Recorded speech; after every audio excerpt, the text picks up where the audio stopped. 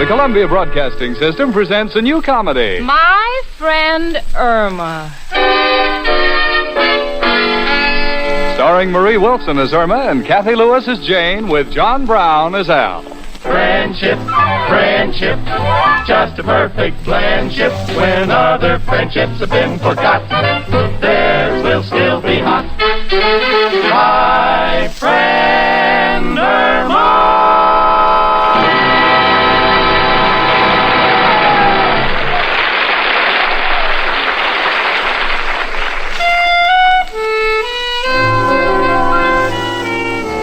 You know, friendship is a thing that's been around all through the ages. Like measles. Measles you can get rid of, but not my friend Irma.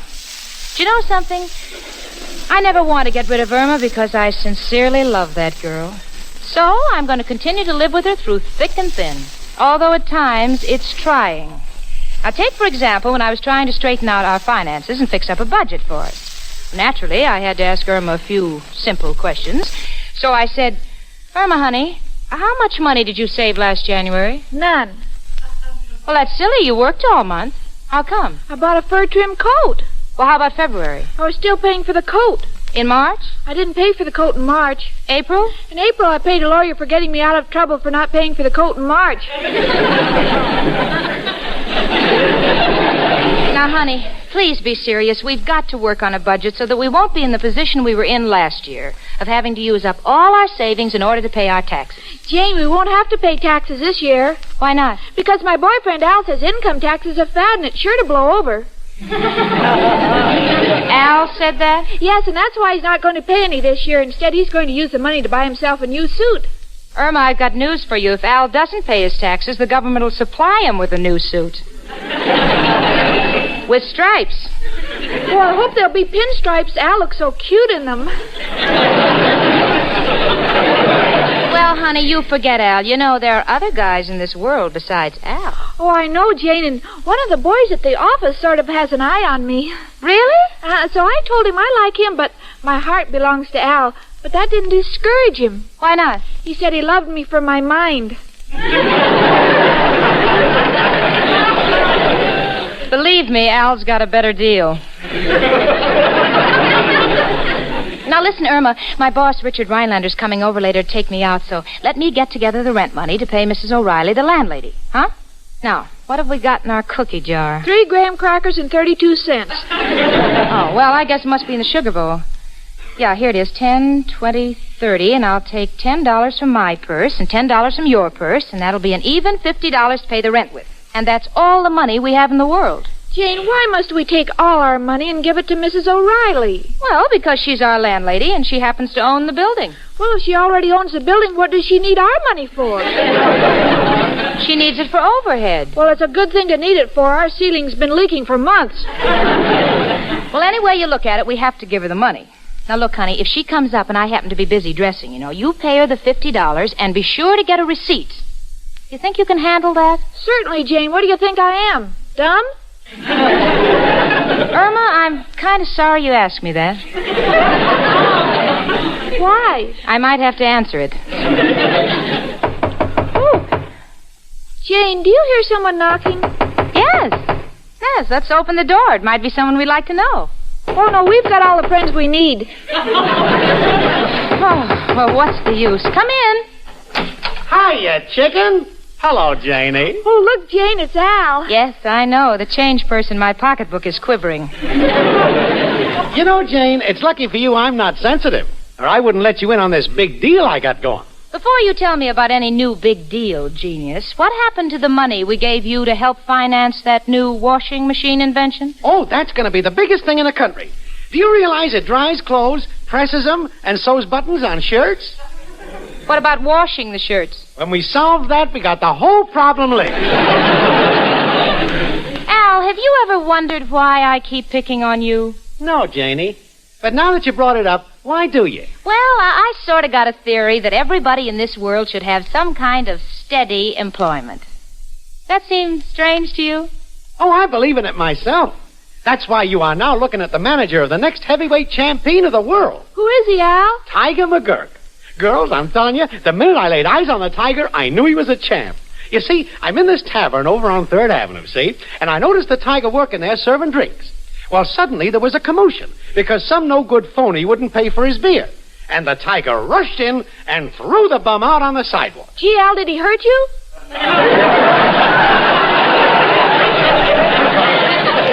Please, chicken. Now, girls, I can enter Tiger McGurk at the Elks Club in the preliminaries. And all I need is a little capital. Goodbye, Al. Your story has touched me. But you won't. Oh, look, Jane, honey, am I the type of a guy... I don't know what you're going to say, but you're the type. But why are we standing here gabbing? By an odd coincidence, I just happen to have the tiger right outside. I'll have him in, and you can look him over yourself. Oh, now, just a minute, Al. We don't want any prize fighters in here. This is not an annex of Stillman's gym. Oh, he won't bother you. He'll just come in and walk around quietly on his heels. Sure, Jane. Let him come in. You're making a mole out of a groundhog.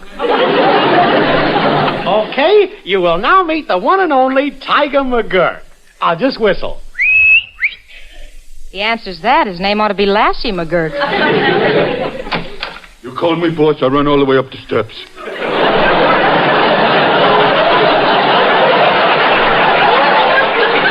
Girls, this is the tiger. The tiger? From the pouch on him, he looks more like a kangaroo. I'm pleased to make your acquaintance, Mr. Tiger. Thanks, lady. Hey, boss, I'm hungry. I told you you mustn't eat before the fight. Yeah, but 3 days before? Jane, I think he's cute. And I think we've seen enough. Al, will you please tell the tiger to peddle his muscles elsewhere? Oh, now, wait a minute, Jane. He's just getting started. Tiger, would you like to skip a little rope for the girl? Okay, boss. Oh, I'll take my nylons off the clothesline, Mr. Tiger, and you can use that. No, Irma, no. Mr. McGurk, please. This is not the place. No. You're shaking the whole building. Get a load of that No, form. please. Mrs. O'Reilly, our landlady. Please. Mrs. O'Reilly, our landlady, lives downstairs. You'll crack her ceiling. Well, stop it. Okay.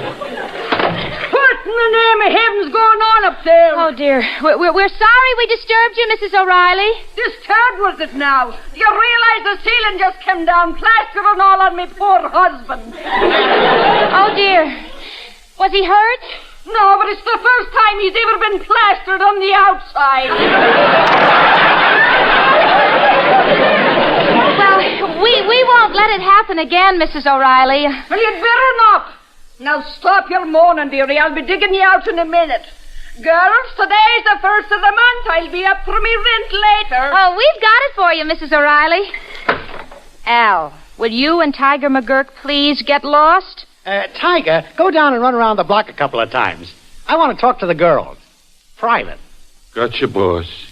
Well, so long, lady. See you later. Good luck tonight, champ. Bye. Well, girls, what do you say? You want to back the tiger and hop on the bandwagon? No, I think we'll hitchhike and stay honest. Okay, you had your chance. I withdraw my offer. It's accepted. Irma, sweetie, I'm going to go down to the drugstore to buy some of that special perfume that Richard likes, you know. And now, if Mrs. O'Reilly comes up while I'm gone, here's the $50 rent money for her, and you be sure to get a receipt. You think you can handle it? Certainly, Jane.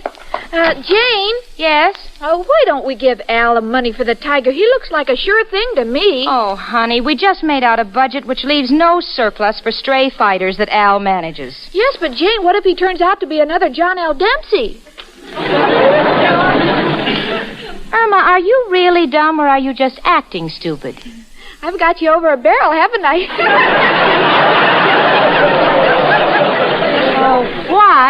Why did I ever leave Wyoming? Wyoming? Isn't that silly? You know, Jane told me she was born in West Dakota. Al, honey, I'm awful sorry. I really did my best. I know, chicken, but that's just me. Hard luck, Al. Here I got a chance to clean up on the tiger, and I can't get a break. Gee, Al, I wish there was something I could do. You tried your best, kid. But you know, Irma, I don't really care about the money for myself. It's you I was thinking about. Gee, Al, you're so sweet. You see, I figured that if the tiger could win a couple of fights, it might be possible for you and I to walk down that middle aisle. Together? If you want it that way.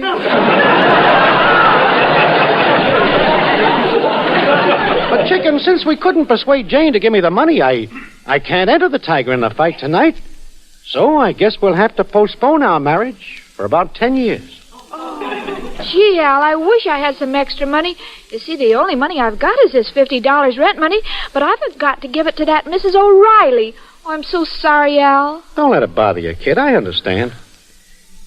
You know, Irma, that's just one of life's funny twists. Here you are giving $50 to a dame who's got a house and don't need the dough, and here $50 would solve all of our problems and make all our dreams come true. Al, I have an idea. If I took the $50 Jane gave me and gave it to Mrs. O'Reilly and gave it to... No, thanks, chicken. I couldn't take it. But keep talking. Well, don't you see, Al? If the tiger's such a cinch to win, you could return the money right after the fight. I'd pay our rent, and Jane won't have to know anything about it. Here, Al, honey, take the money. No, kid, you might get in trouble with Jane. Oh, she'll never know. Take it, Al. Okay, Irma. Gee, you're wonderful. And believe me, you'll never lose by this. Oh, I know, Al. I've got confidence in you. But just tell me one thing. Is the tiger really a great fighter? Chicken, why do you think Joe Louis took up golf?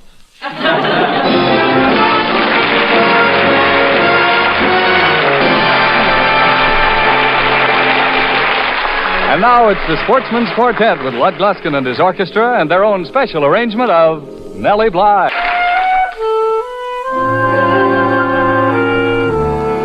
Well, having finished making out our budget and paying our rent, I felt pretty secure.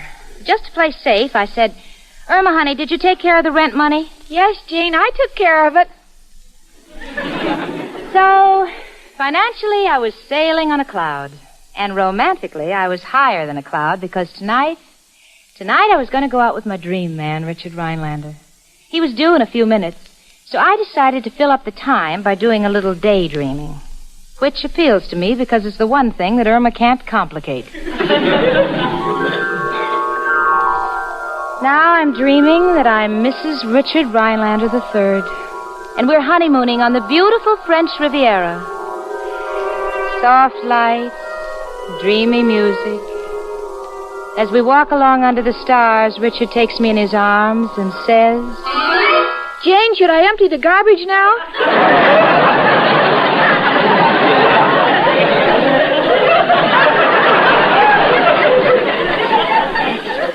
That's Irma, jerking me back to reality. You know, I'm not even safe from that girl in a dream. Irma, what is it you want to know? Well, should I empty the garbage now? Irma, do you realize that I have just left the Riviera to talk to you? The Riviera? Oh, it was wonderful. Wouldn't you like to take a trip around the world? Oh, no, Jane. There's too many other places I'd like to see first.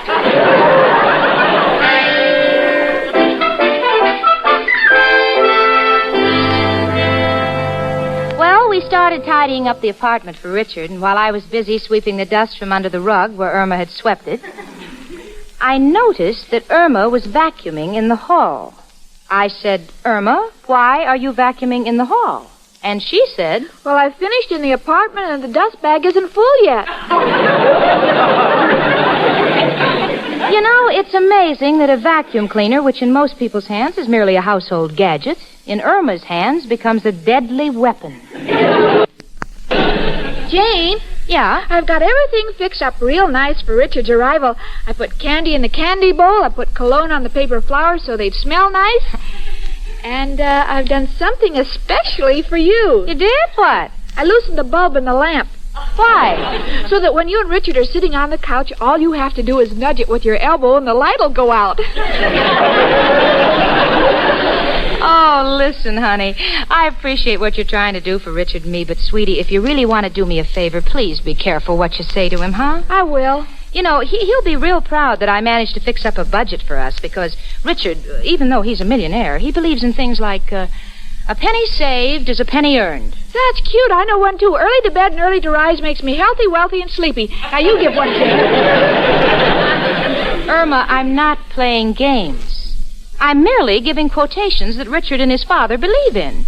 Business principles like, never put off until tomorrow what you can do today. Well, that's where they're wrong. I always put off until tomorrow what should be done today. You do? Yeah, I make a lot of overtime that way.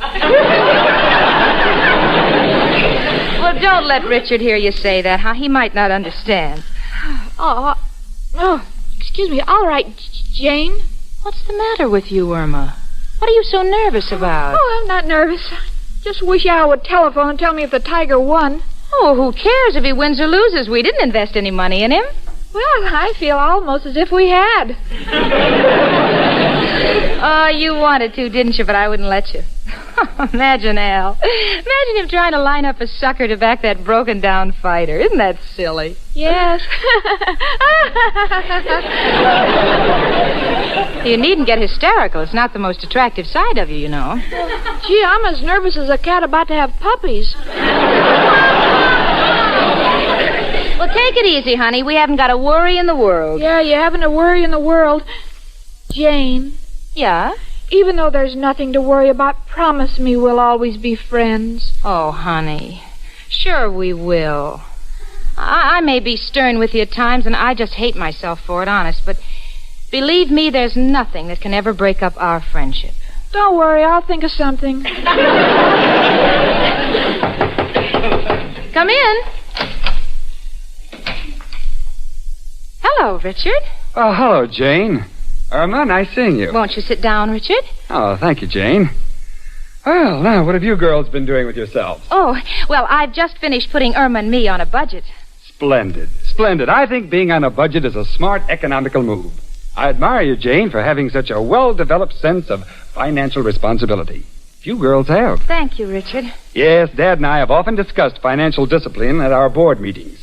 We feel that paying one's bills, taxes, or otherwise can help to combat inflation. Yes, indeed. You know the new fiscal year of 1947 has a great potential in the direction of economic upheaval. Unless consumer goods stabilize the country, will have to be continued on page 19.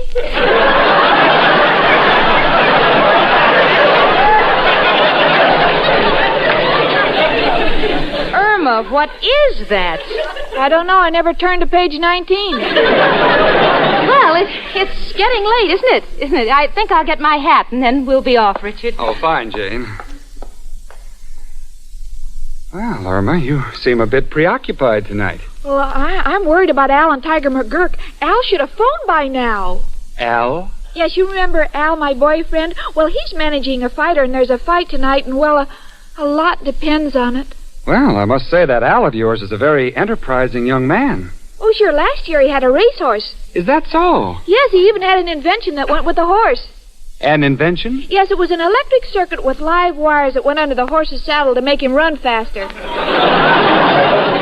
Well, that's unusual. Yes, but something went wrong. The horse won the race, but the jockey was electrocuted. And now your Al has a prize fighter. Yeah, and can you imagine, Richard? He tried to get Irma and me to back him, but I refused. I said that we'd made a budget and we'd stick to it. Well, come on, Richard. We don't want to be late for the movie. Irma, honey, why don't you come with us? No, thanks, Jane. I have to wait here for Al so he can tell me how the Tiger makes out. Oh, forget the Tiger. You act like you had money on him. Yeah, don't I? Come on, sweetie. Come on to the movie with Richard and myself. You'll like the picture. It's The Guilt of Janet Ames. Thanks, Jane. I'll stay here with the guilt of Irma Peterson. Goodbye, Irma. Goodbye, honey. I'm sorry you're not coming with us. We'll see you later. Oh, gee, I'm so nervous. I hope Al comes back before Mrs. O'Reilly comes for the rent. Well, that must be Al now. Come in, Al. Oh, it's you, Mrs. O'Reilly. Well, what can I do for you? Well, Irma, I just finished reading my horoscope. Jupiter's in direct vertigo with Saturn. And Sagittarius is just in back of Capricorn, leaving Aries near Pluto. Oh, what does all that mean? The rent is due. Oh, is it rent day already? Why, it seems only yesterday that we paid you for last month. It was yesterday, dearie. You are 30 days late. And now if I can have me $50, I'll be going. Well, now, don't be in such a hurry, Mrs. O'Reilly. Come in and we'll chat a little. Well, I don't mind if I do, Irma. I've got a sort of a soft spot in my heart for you two girls. Well, what's new, Mrs. O'Reilly? Well, Mrs. O'Malley had twins last night, and her husband... Now, just a minute there. You're getting me off the subject. Oh, I wouldn't think of doing that. Were they happy having twins? Indeed not. They got too many mouths to feed as it is. Oh, really, Mrs. O'Reilly? How many children do they have? Oh, now let me see. There's Timothy, Patrick, Terence, and Dennis. Care for some tea? Yes, thank you. Robert, Thomas, Michael, and little Danny. Sugar with the tea? Yes, and a bit of lemon. And then there was little Joseph, Stevie, Kevin, and Philip. She has quite a large family. And then there's the girls. There's Mary and Maggie and Kathy. Those are the twins. They were all born under the sign of Capricorn. Oh, what's the sign of Capricorn mean? Oh, that's the horn of plenty. Well, Irma, if you'll just give me the rent, I'll be on my way. Well, Mrs. O'Reilly, there's something on my unconscious that I must get off. I gave the rent money to my boyfriend Al to bet on the Tiger, a prize fighter. Now, did you now? So, could you please wait until after the fight for your money? Oh, now, wait a minute. Why should I be waiting for me money when you've got a wallet chock full of money lying on the table there? Wallet? Money? Oh, gee, gosh, Mr. Rhinelander must have forgotten it. Well, now, isn't that convenient? Now, let me see. He has here, let's see, 10, 20... Oh, $150. Now, if you'll just allow me to take $50 out of the wallet, we'll call the rent settled. Oh, stop, Mrs. O'Reilly. The money doesn't belong to me. Oh, come now, dearie. You're merely letting me borrow the money until after the fight. But that's stealing. Well, not if you put it back. Now, don't worry. Just say to yourself, I'm not a criminal. I'm not a criminal. I'm not a criminal. I'm not a criminal. Fine. You just keep saying that. And thanks for the rent. Goodbye, dearie. I'm not a criminal. I'm not a criminal. Oh, but I am a criminal because it wasn't my money. It was Richard's wallet. Gosh, I'm sorry I let Mrs. O'Reilly take the money. It wasn't honest. Gee, I'm a criminal. I'm a criminal. Hi, Irma.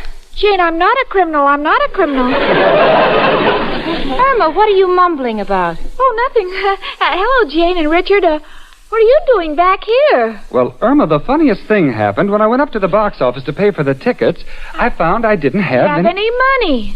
How did you know? Oh, Al always pulls that one on me. Irma, darling, what Richard means is that he might have left his wallet here in the apartment. Did you happen to see it? I'm not a criminal. I'm not a criminal.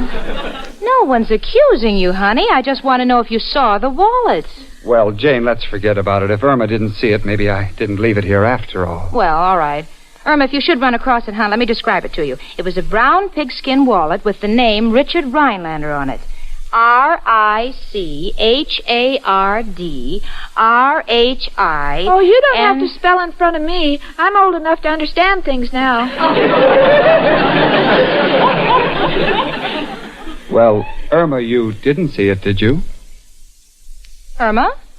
Why don't you answer, Richard? Did you see it?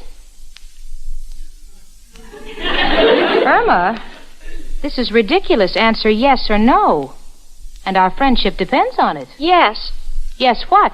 That's my answer. You just fill in the question. Please, Jane, maybe... Now, you let me handle this, Richard. Irma, did you see Richard's wallet? Come in. Hiya, folks. Hello there, chicken. Oh, Al, how was the fight? Did the Tiger win? No, chicken. But you'd have been proud of him. He established a new world's record. 3.5 seconds of the first round. You mean he was knocked out in 3.5 seconds? No, he was back in the shower.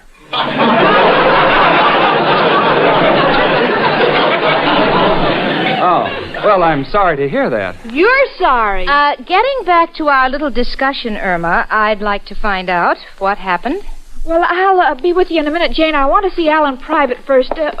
Would you excuse me? Come on, Al. What's up, chicken? Al, promise me you'll write to me. And wait for me. Well, what do you mean?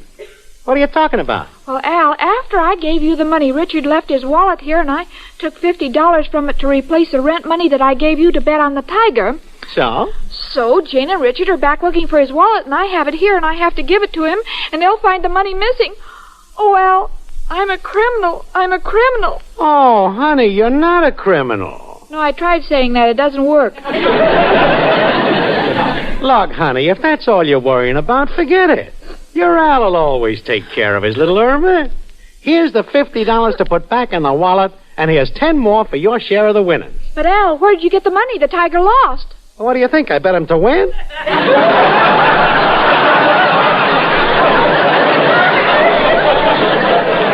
I bet against the bum. But, Al, how could you be so sure he'd lose? Kid, a guy don't win who hasn't eaten for 3 days. And runs around the block twice just before the fight. And don't have no talent to start with. Gee, Al, you're a genius. Mr. Rhinelander, did your wallet have a zipper on it? Yes? Irma, if you're going to say leave your name and address, and if anything turns up, we'll write to you, I just don't know what I'll do. No, I just want to know if Richard's wallet has a zipper on it. Well, yes, it does. Then this one must be yours. Here it is. Oh, yes, that's mine, Irma, but... Irma, why didn't you give it to him before? Well, you didn't say anything about a zipper, and you have to be plenty careful these days. Why, that's odd. What's the matter, Richard? Well, Jane, I had $150 in my wallet, and now I have $160. Where did that extra $10 bill come from? Well, don't you get interest on all your loans?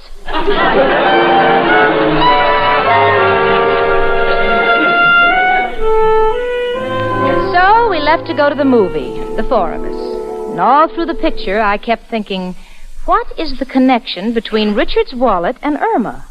So, when we got home that night and were drinking our chocolate before going to bed, I said, Irma, what about Richard's wallet?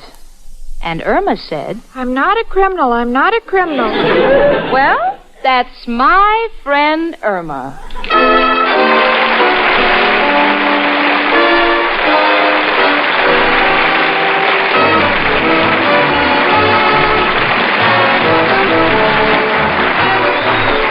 My Friend Irma was written and directed by Cy Howard.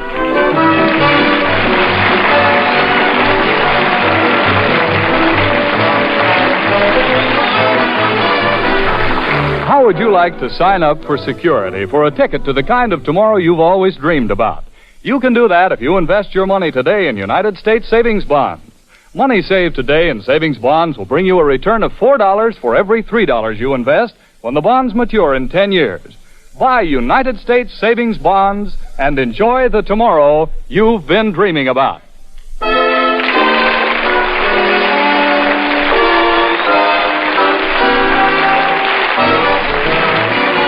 Remember, next week, instead of dialing your telephone to listen to your best friend, dial your radio to this same Columbia station, same time to listen to... My Friend Irma. Starring Marie Wilson as Irma and Kathy Lewis as Jane, with John Brown as Al and George Neese as Richard Rhinelander.